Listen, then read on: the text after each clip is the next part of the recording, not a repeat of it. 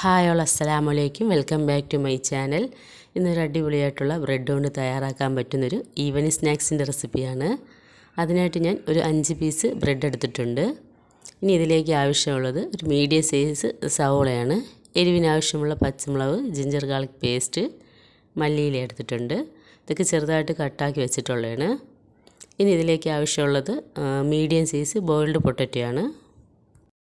Potato നല്ലോണം മാഷ് ചെയ്ത് വെച്ചിട്ടുണ്ട്. ഇനി ഇതിലേക്ക് ആവശ്യമുള്ളത് പൊടികളൊക്കെയാണ്.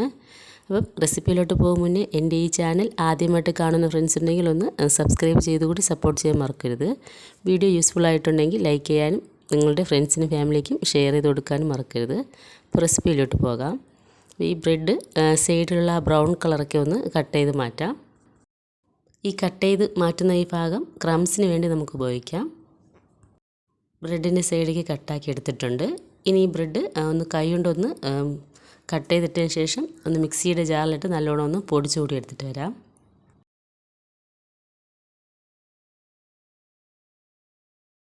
ബ്രെഡ് നല്ലോണം പൊടിച്ചെടുത്തിട്ടുണ്ട്. ഇനി ക്രംസിന് വേണ്ടിയിട്ടുള്ള ഇതുകൂടി ഒന്ന് പൊടിച്ച് മാറ്റി വയ്ക്കാം. പൊടിച്ചെടുത്തിട്ടുണ്ട്. ഇനി ഇത് മാറ്റി വയ്ക്കാം. ഇനി നേരത്തെ പൊടിച്ച് വെച്ച ബ്രെഡ് എടുത്തിട്ട് ഇതിലേക്ക് ബാക്കിയുള്ള ഇൻഗ്രീഡിയൻസ് കൂടി ആഡ് ചെയ്ത് കൊടുക്കാം. ആദ്യം മാഷ് ചെയ്ത് വെച്ചിരിക്കുന്ന പൊട്ടറ്റോ ചേർത്ത് കൊടുക്കാം. ഇനി ഇതിലേക്ക് ചെറുതായിട്ട് കട്ട് ചെയ്ത് വെച്ചിരിക്കുന്ന സവോളയും എരിവിനാവശ്യമുള്ള പച്ചമുളകും ജിഞ്ചർ ഗാർലിക് പേസ്റ്റും മല്ലിയിലയും കൂടി ചേർത്ത് കൊടുക്കാം.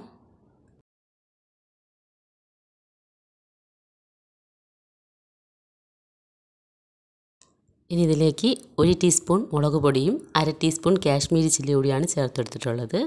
ഇനി ഇതിലേക്ക് 1/4 ടീസ്പൂണോളം ഗരം മസാല, 1/2 ടീസ്പൂണോളം പെരിഞ്ജീരകപ്പൊടി, ആവശ്യത്തിനുള്ള ഉപ്പ് കൂടി ചേർത്ത് അത് നല്ലോണം ഒന്ന് സ്പൂൺ കൊണ്ടൊന്ന് മിക്സ് ചെയ്തെടുക്കാം.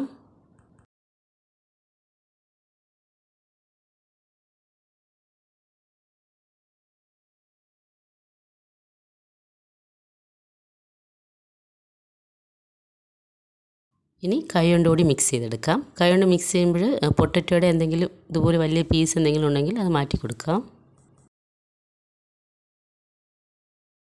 അങ്ങനെ നല്ലോണം ഒന്ന് മിക്സ് ചെയ്തെടുത്തിട്ടുണ്ട്. ഇനി ഇത് നമുക്ക് ഏത് ഷേപ്പിലാണോ ആവശ്യം ആ ഷേപ്പിൽ ഷേപ്പ് ചെയ്തെടുക്കാം. കട്ട്ലേറ്റിൻ്റെ ഷേപ്പിലും ചെയ്തെടുക്കാം. ഞാനൊരു റോൾ ഷേപ്പിലാണ് ചെയ്തെടുക്കുന്നത്. അങ്ങനെ എല്ലാം റോൾ ചെയ്തെടുത്തിട്ടുണ്ട്. ഇനി ഇത് ഡിപ്പ് ചെയ്യാനായിട്ട് മുട്ടയുടെയോ അതുപോലെ മൈദയുടെ മിക്സിൻ്റെയോ ഒന്നും ആവശ്യമില്ല. പൊട്ടറ്റോയുടെ ഈർപ്പം മതി ബ്രെഡ് ക്രംസിലോട്ട് ഡിപ്പ് ചെയ്തെടുക്കാനായിട്ട്. അപ്പോൾ ഓരോ റോൾസ് എടുത്ത് ഇതുപോലെ ബ്രെഡ് ക്രംസിലോട്ട് കോട്ട് ചെയ്ത് എല്ലാം മാറ്റി വയ്ക്കാം. അങ്ങനെ എല്ലാം ബ്രെഡ് ക്രംസിലോട്ട് കോട്ട് ചെയ്ത് മാറ്റി വെച്ചിട്ടുണ്ട്. ഇതിനി ഓയിലോട്ടിട്ട് ഫ്രൈ ചെയ്തെടുക്കാം. ഈ ഫ്രൈ ചെയ്യാനായിട്ട് ഇതുപോലൊരു തവ വെച്ച് കൊടുക്കാം. അതിലോട്ട് ആവശ്യമുള്ള ഓയിൽ ഒഴിച്ചു കൊടുക്കാം. ഇത് ഫ്രൈ ചെയ്യാനുള്ളത് മീഡിയം ഫ്ലെയിമിലാണ്. മീഡിയം ഫ്ലെയിമിലായ ശേഷം ഓരോന്നോരോന്നിട്ട് ഇട്ടുകൊടുത്ത് ഫ്രൈ ചെയ്തെടുക്കാം. ഒരു വശം ഫ്രൈ ആയതിനു ശേഷം മറുവശം കൂടി തിരിച്ചിട്ട് കൊടുക്കാം. പെട്ടെന്ന് ഇത് ഫ്രൈ ആയി കിട്ടും.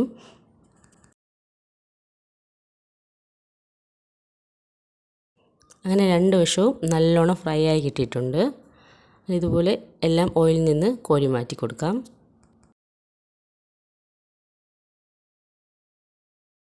ഇനി നെക്സ്റ്റ് ബാച്ച് കൂടി ഇതുപോലെ ഓയിലിലോട്ട് ഇട്ട് കൊടുക്കാം.